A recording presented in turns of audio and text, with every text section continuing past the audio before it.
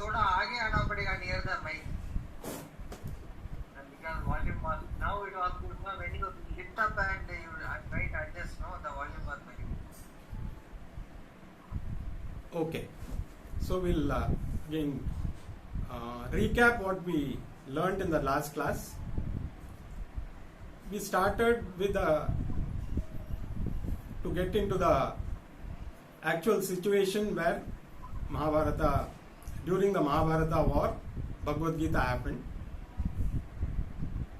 The circumstances which led to the event at which point the teaching of Bhagavad Gita was given by Lord Krishna to Arjuna. So, the story of the Pandavas and the Kauravas, and all of us know those basic things.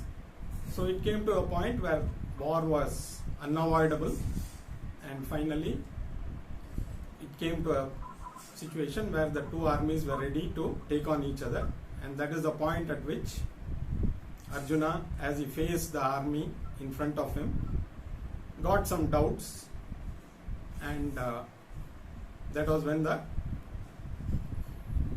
teaching of Bhagavad Gita started. So that was the first thing. And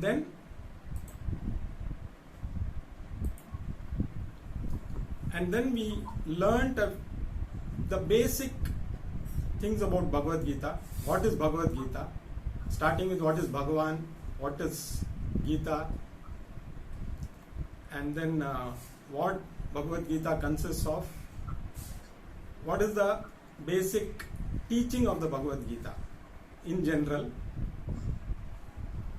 So this was the first class we had, just an introduction to the whole thing called, to get into the situation where we now start getting into the actual teaching.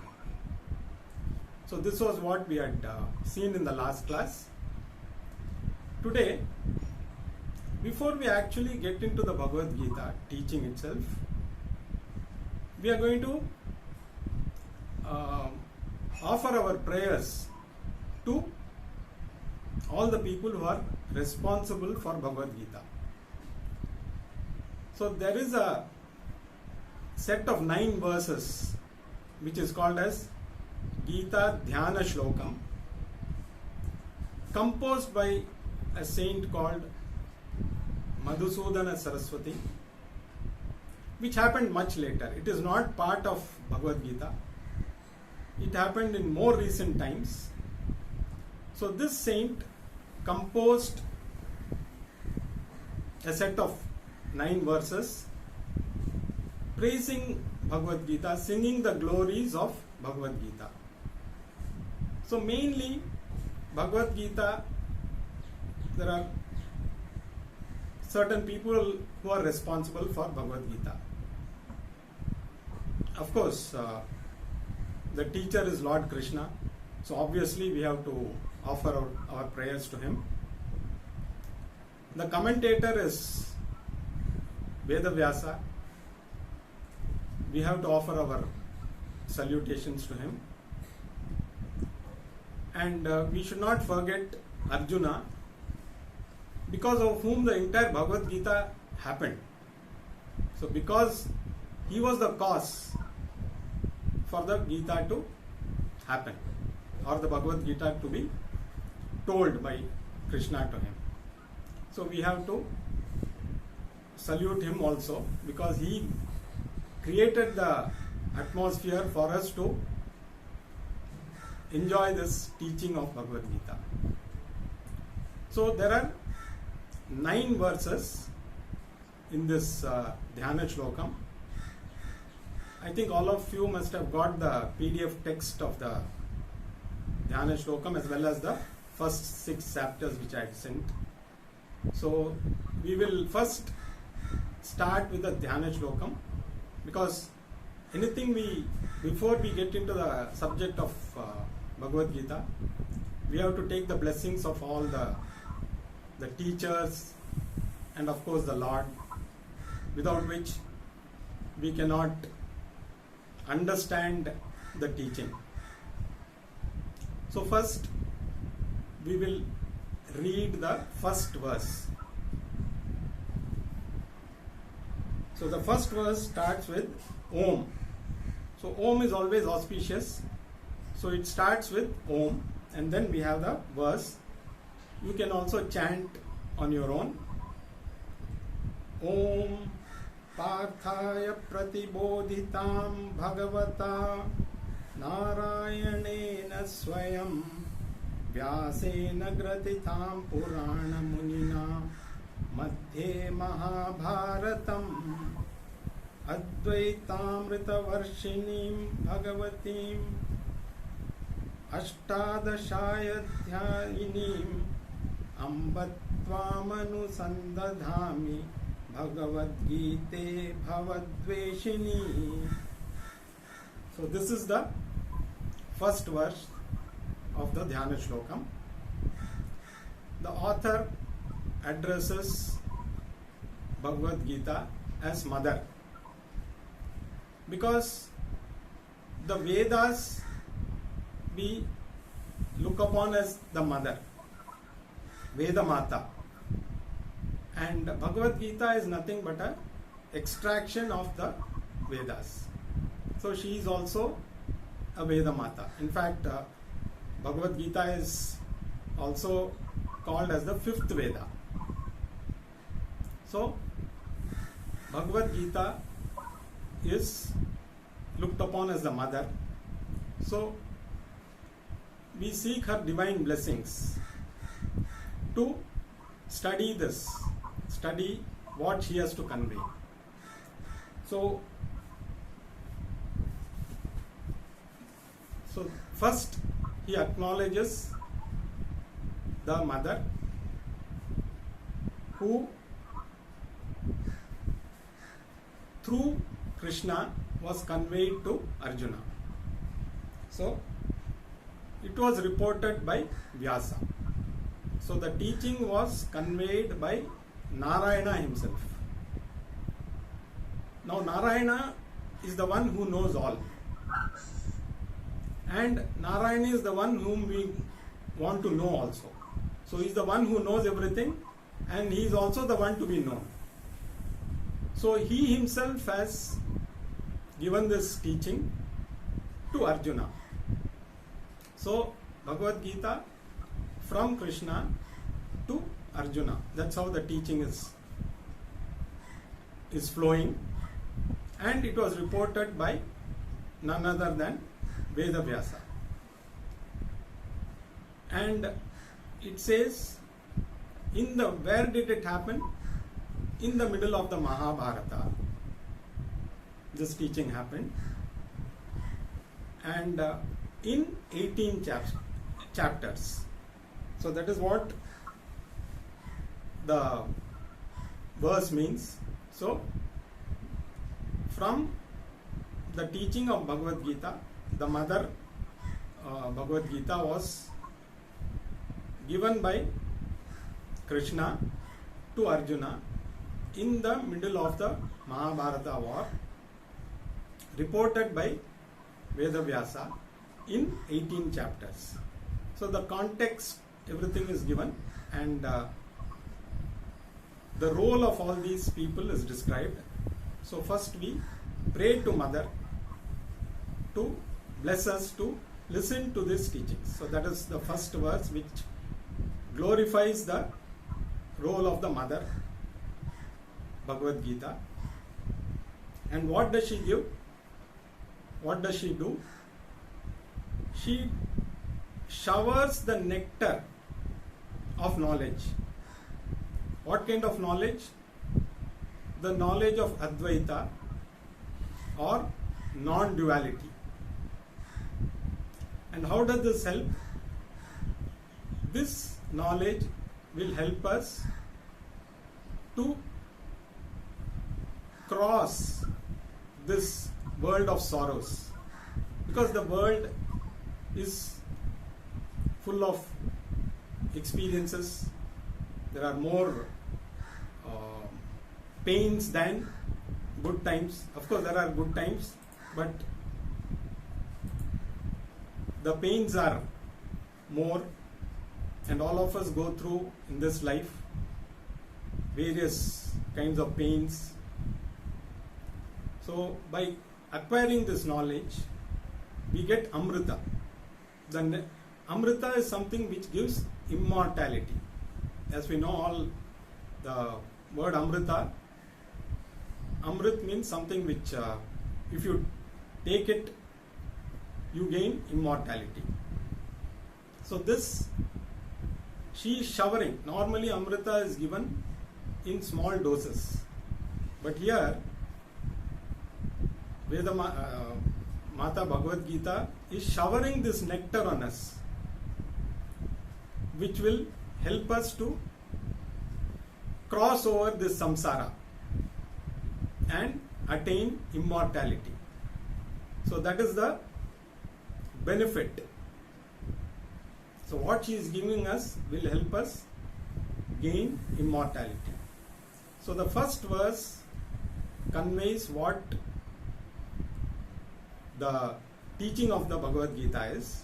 It is going to teach us about Advaita philosophy, non-duality, by understanding which we redeem ourselves from this cycle of birth and death.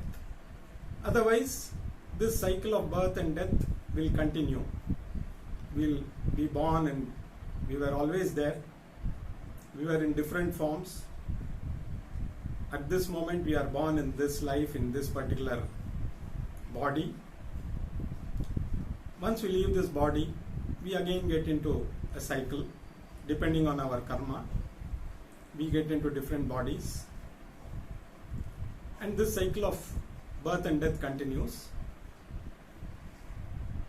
But if we want to get out of this cycle, so the first thing is we should want to get out of this cycle. If somebody feels, okay, I don't mind coming back again and again, it's their choice.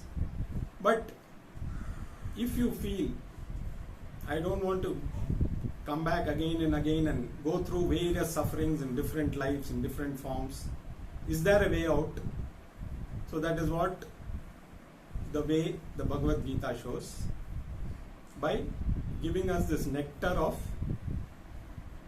non-duality. So this is the message conveyed in the first verse, which also helps us to offer our salutations to Ma Bhagavad Gita. So this is the first verse. Now we will read the second verse.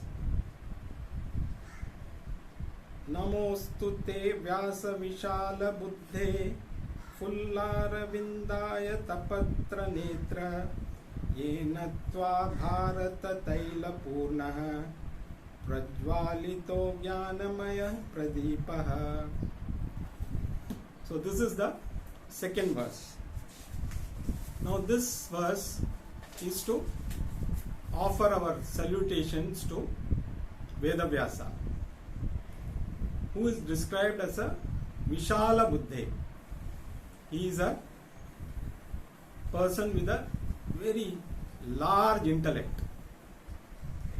His eyes are described as big eyes with like two lotus flowers in full bloom. So this is how the author of this verse has described him. Basically, it is to convey that the intellect of Vedavyasa, which was very vast, his thinking was very clear.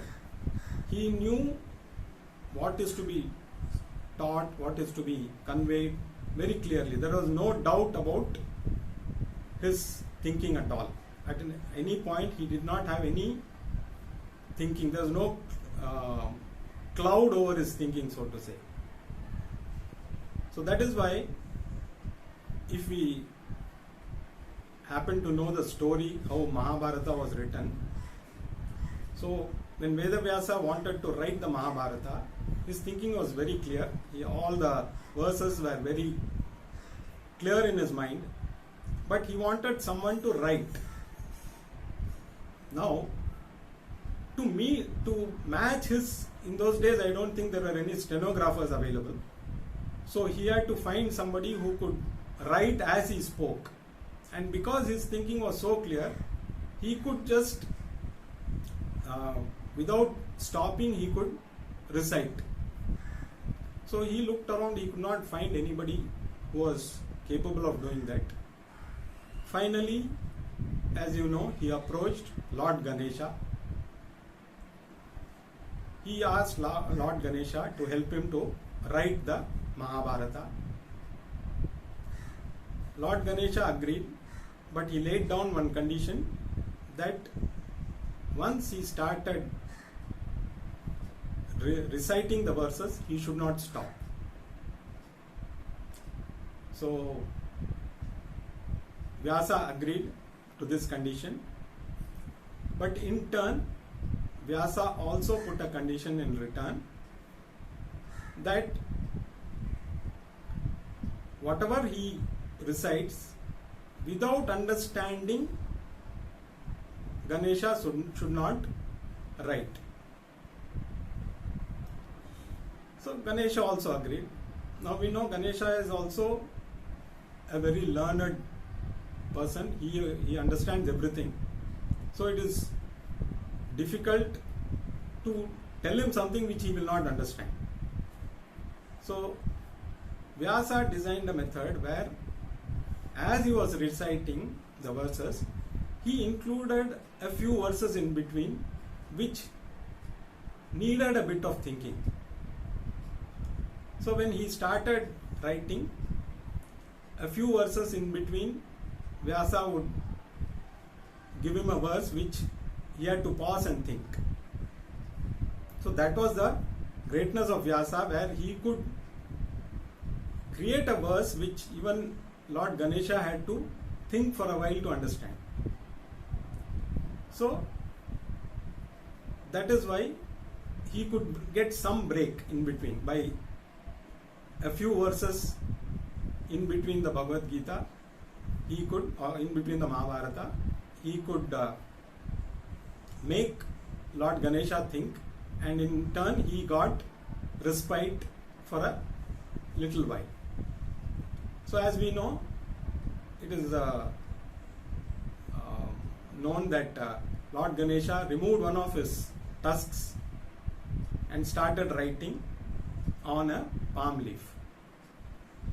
So that is why they say Lord Ganesha is shown only with one tusk, because he used the other tusk to write the Mahabharata on palm leaves as dictated by Vedavyasa. So that is how Mahabharata came to be written. So this is only to convey the greatness of Vedavyasa, his clear thinking, his vast intellect, which in fact he is known as the he is the author of the Puranas. That is why he is called Purana Muni. It can also mean a very ancient sage. So, and he lit up the lamp of knowledge with the oil called Mahabharata. So that is what the verse says. Literally, he lit the lamp of knowledge. The oil he used was Mahabharata. So our salutations to Vedavyasa, who wrote the Mahabharata, in which in between Bhagavad Gita happens. So this is the greatness of Vedavyasa. So this is what the second verse conveys. Now we go to the third verse.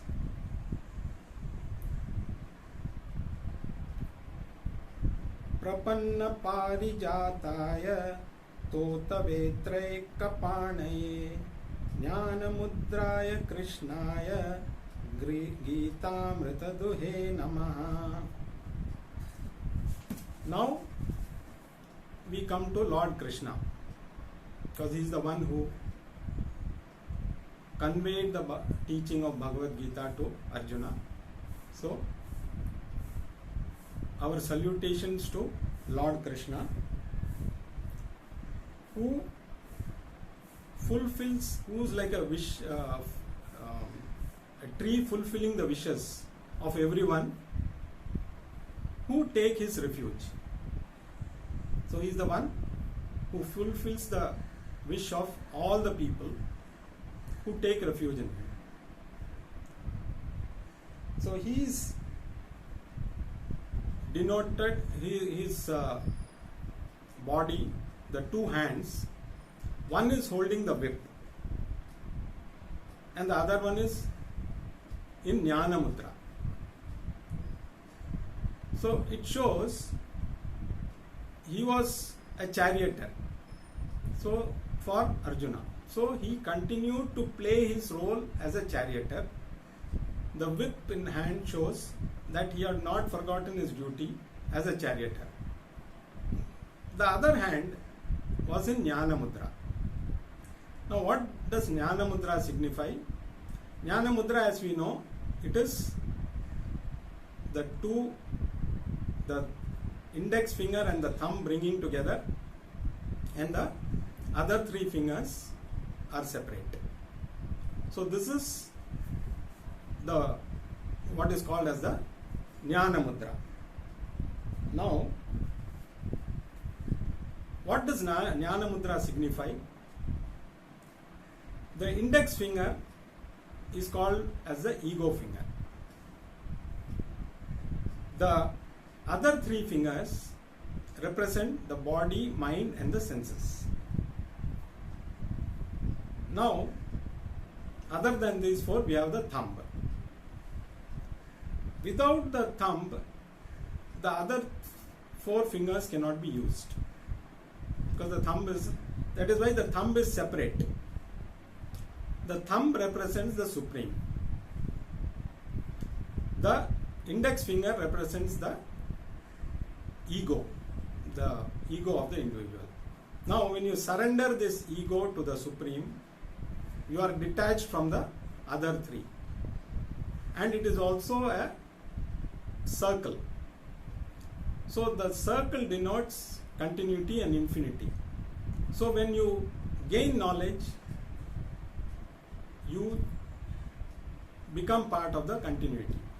You come out of the attachment towards the body, mind and the senses, and you realize that you are no different from the Lord. So that is what the teaching is.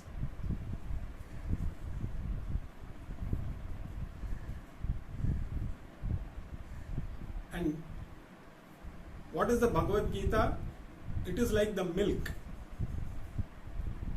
As you know, Krishna was a cowherd. So the milk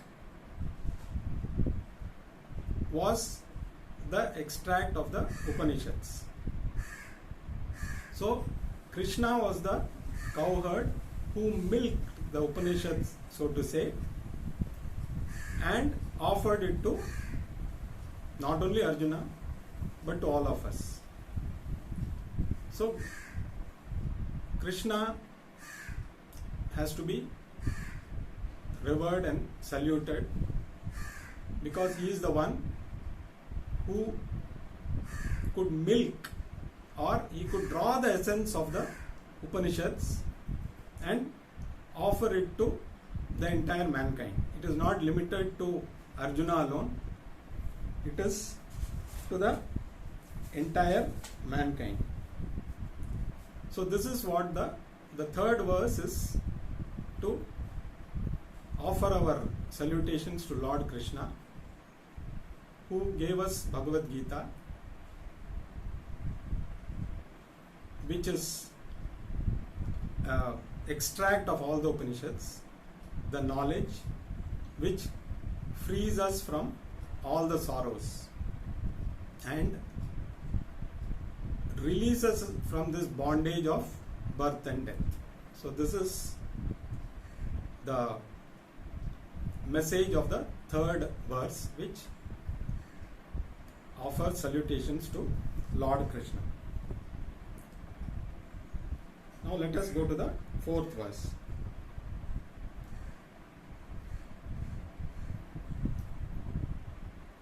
Sarvopanishado gavo dobdha gopalanandanaha partho vatsah sudhir bhokta dugdham gitamritam mahata.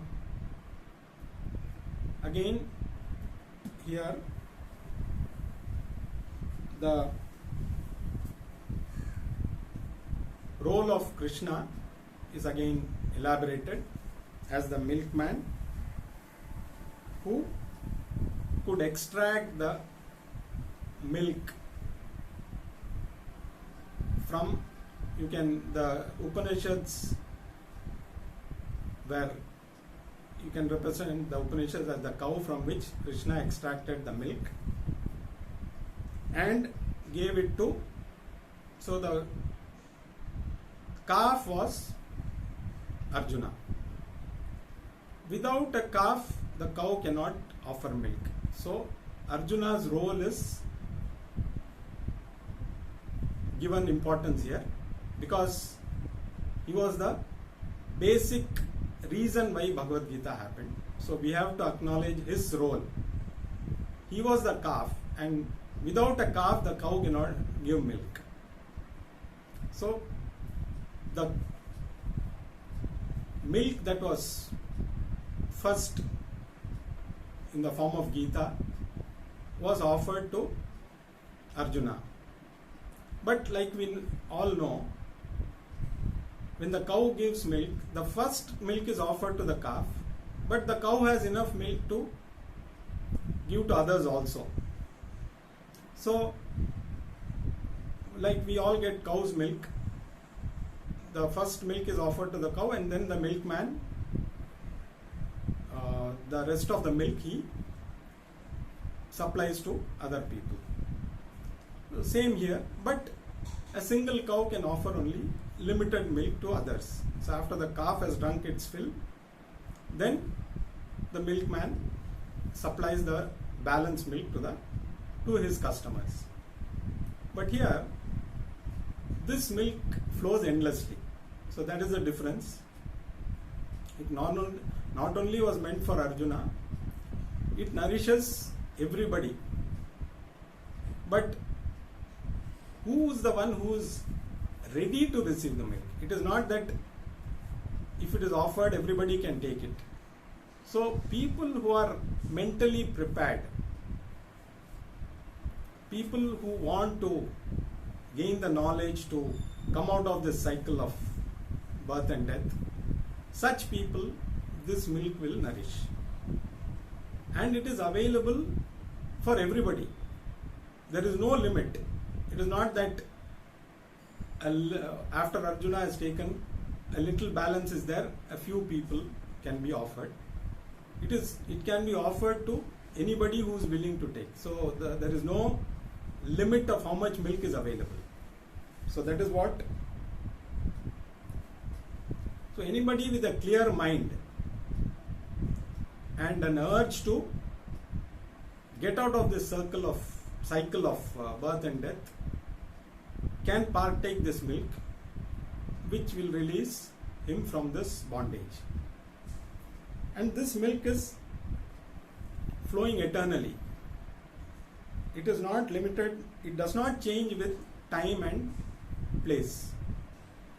So that is why sometimes people ask, is Bhagavad Gita relevant today? It happened some few thousand years back. It is as relevant today because it comes from the one who has created this entire universe. It is eternal. Bhagavad Gita doesn't have Bhagavad Gita 1, Bhagavad Gita 2.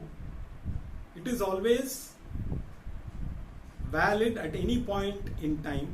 It will be valid in future also, at any point. In fact, I believe there was a viceroy or one of the big officials of East India Company. He happened to come across the Bhagavad Gita and he wanted to know what it contains. So he found one Pandit who knew Sanskrit as well as a little bit of English and asked him to translate it. So I believe the Pandit translated the Bhagavad Gita into English, which is probably the first translation of the Bhagavad Gita into English. And then this Viceroy or whoever that official was, he happened to read it and he was so amazed by the knowledge that it contained that he wrote to Her Majesty seeking permission to print the Bhagavad Gita in large numbers, and he added a note that the knowledge that is contained in this book will continue to exist long after the British Empire sets. So sometime in, we don't know, 1850 or 1900, this Englishman could see the greatness of Bhagavad Gita and he wanted to actually get Bhagavad Gita printed in English and distribute it to other people who knew English.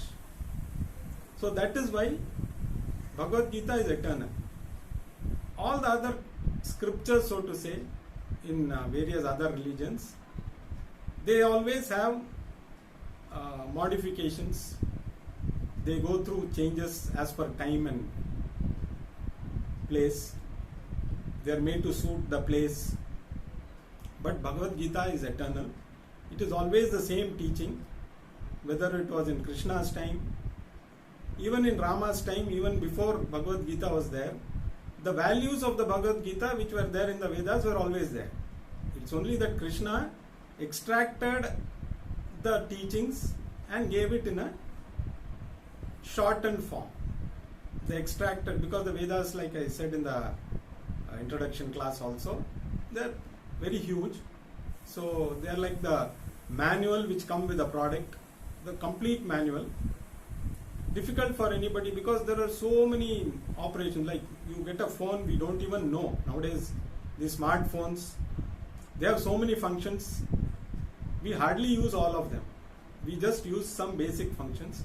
But if you look at the manual, it will tell you there are a lot of other functions which we may or may not use.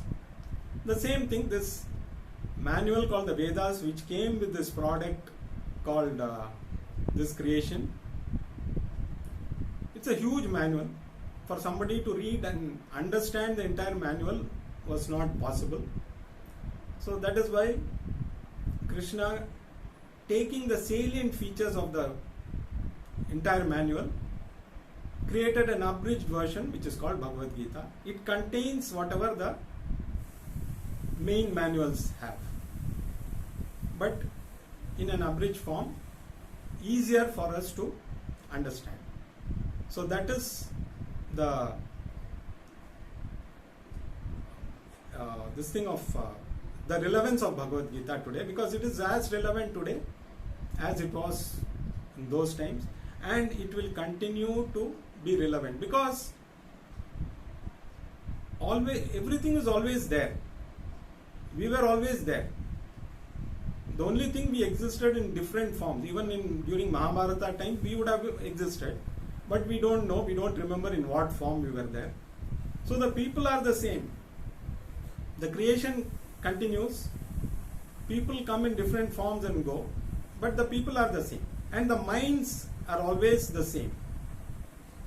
So the Bhagavad Gita is relevant at any time because the same minds are going to listen to Bhagavad Gita, whether it was in those days, whether it was now. Probably we might have listened to Bhagavad Gita in some of our earlier lives.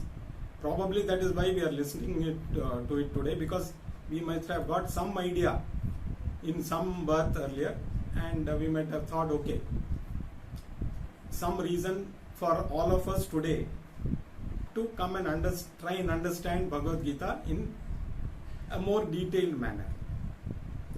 So Bhagavad Gita will always be relevant, and it will continue to be relevant in eternally. By using this, each of us has got an option to come out of this cycle. So that is what the choice that is given to us. It is left to us. If we take up this choice, and it's again a continuous process. Again, if we don't get that knowledge in this life, we will start at the same point where we stop now in the next life. So that is the assurance that is given. So nothing is going to go waste. So whatever knowledge we acquire today is going to be useful even in our next birth, because we have started on the journey. So once you start on the journey, you can rest assured that even in our next lives, we always hope this could be the last life. But having come to know the goal and having understood the relevance of Gita, we can hope at least we can aim for this birth, but if not, somewhere down the line in some birth we will be able to get out of this cycle. So that is what is the relevance of Bhagavad Gita. So we will conclude today. We will take up the balance 4 verses. We have completed 4 verses. We will complete the balance 5 verses in the next class, and then we will move into the actual Bhagavad Gita. So, thank you. So we will conclude with the prayer.